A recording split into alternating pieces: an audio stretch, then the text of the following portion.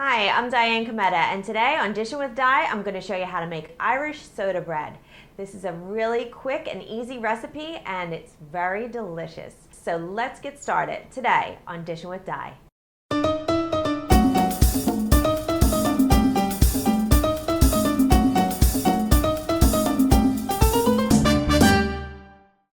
You need some cold unsalted butter, some granulated sugar, some baking soda, baking powder, and salt, an orange for the zest, an egg, and some buttermilk. You also need a few more things.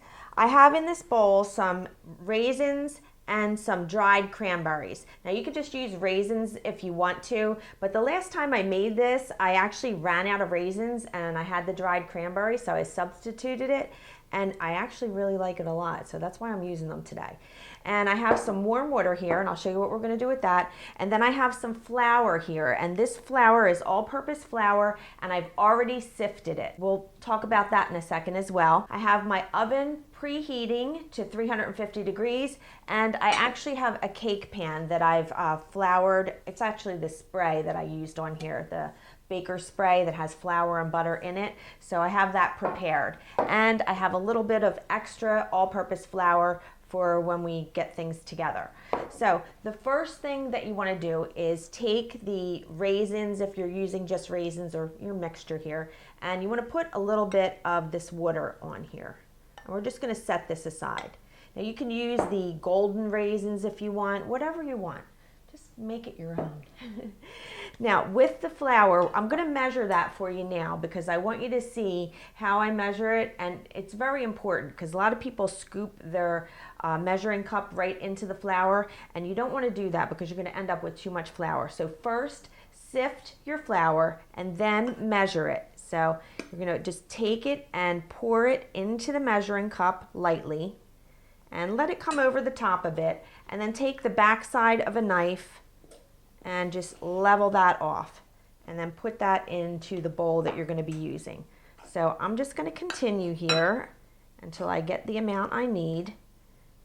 And if there's anything left in the bowl when you're done, just save that because we're probably going to use that when we roll this dough out.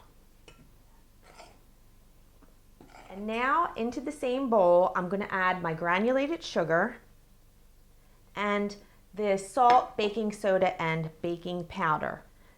And I'm going to whisk this together very thoroughly. So you want to make sure that everything is really well incorporated. So take your time about it and just whisk it, and then even check at the bottom. What I like to do is I'll go to the bottom and make sure there's no sugar hanging down there, or even stir it a bit. Now we're going to take the cold unsalted butter and put that in. And we're going to be cutting this in. Now, you could do this with your stand mixer if you want to, or if you have a paddle attachment for your hand mixer, you could do that too. But I really like to just do it by hand. It's, you know, it's pretty easy. It'll just take you a few minutes. Now, if you don't have one of these little pastry cutters, you could use 2 knives to do this, and you just kind of smush it together, like in a cutting motion. I'm just going to go around and press this in. And I like to turn my bowl as I do it.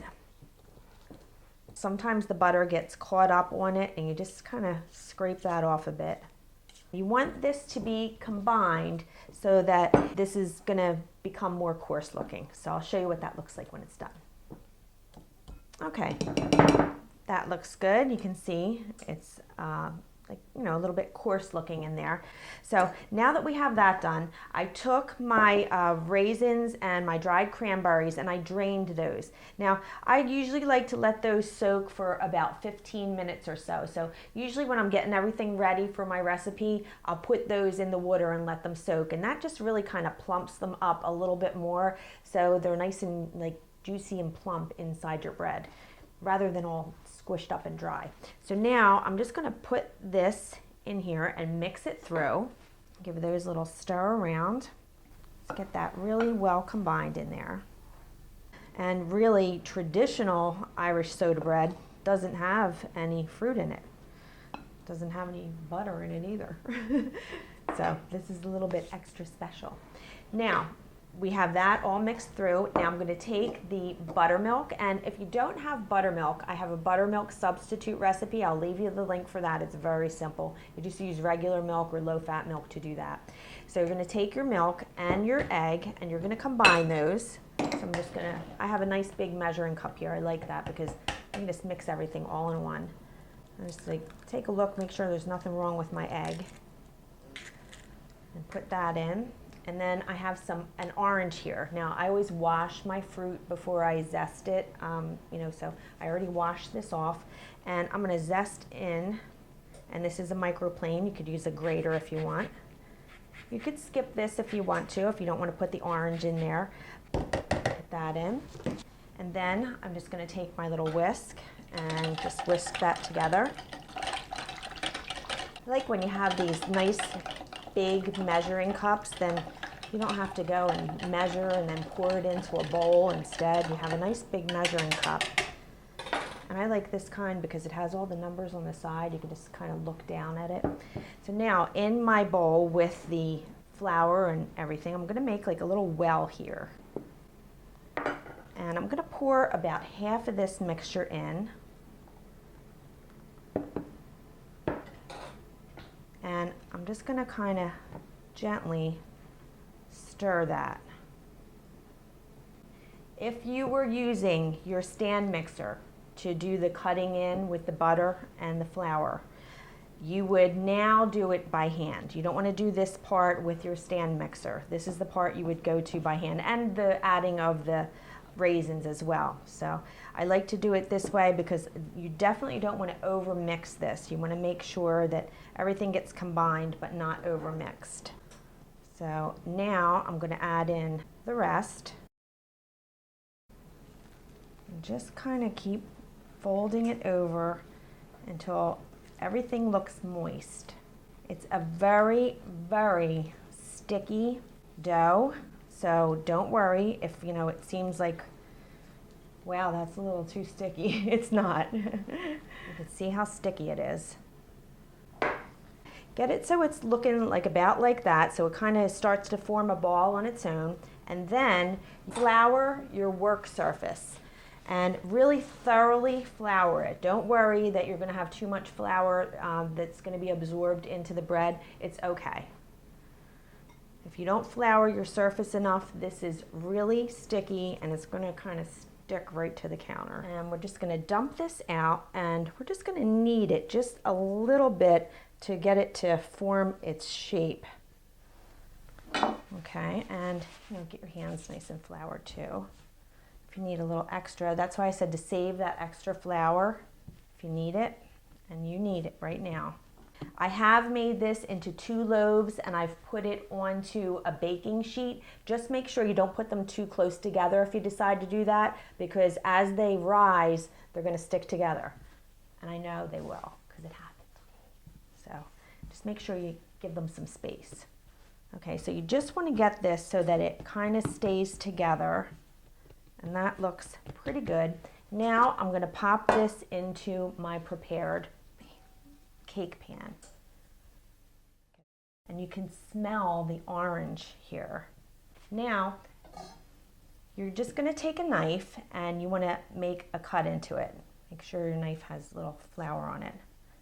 A little cut, not too deep. After you make that first cut, definitely flour it because it gets a little sticky. Don't cut yourself though, be careful. And then when this rises, that'll separate a little bit. So now you're going to put this into your preheated 350-degree oven for about 50 to 60 minutes. And you're going to know when it's done, when it puffs up nicely, and when you put a tester in, it comes out clean. Now after it's done, let it sit on the counter for about 5 minutes in the pan, and then you can remove it and let it cool on a rack until it's easy enough for you to handle and cut. You can eat it warm, or I really like to have it toasted with some salted butter. So I already made one. I'm going to put this in the oven and show you the one I made earlier today. And here is the one that I made earlier. You hear that? How it's like nice and crunchy on the outside. I love that. And look at this. You see the little flicks of orange zest in there, and then the raisins and the cranberries, they're nice and plump, and that's because we soaked them. It's just absolutely delicious. And I toast it and I put some salted butter on there, and it just brings the flavors out, and it's a nice sweet bread too. So let me just give it a taste. You're gonna love this. If you don't love this, there's something wrong with you. Maybe. Probably. It's really good. But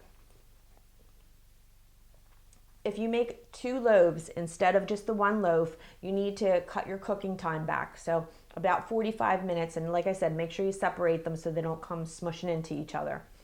Now, the recipe for this and lots of other stuff is on my website, dishinwithdi.com. So go over there and check all that stuff out. And one last tip, if you want to check this and you don't have a cake tester, you can use this. This is a little skewer like for a shish kebab. So you can just pop that in there, and if that comes out clean, then it's done. Okay? So I look forward to seeing you next time, and I hope I made your life a little easier, more enjoyable, and delicious. Bye-bye now.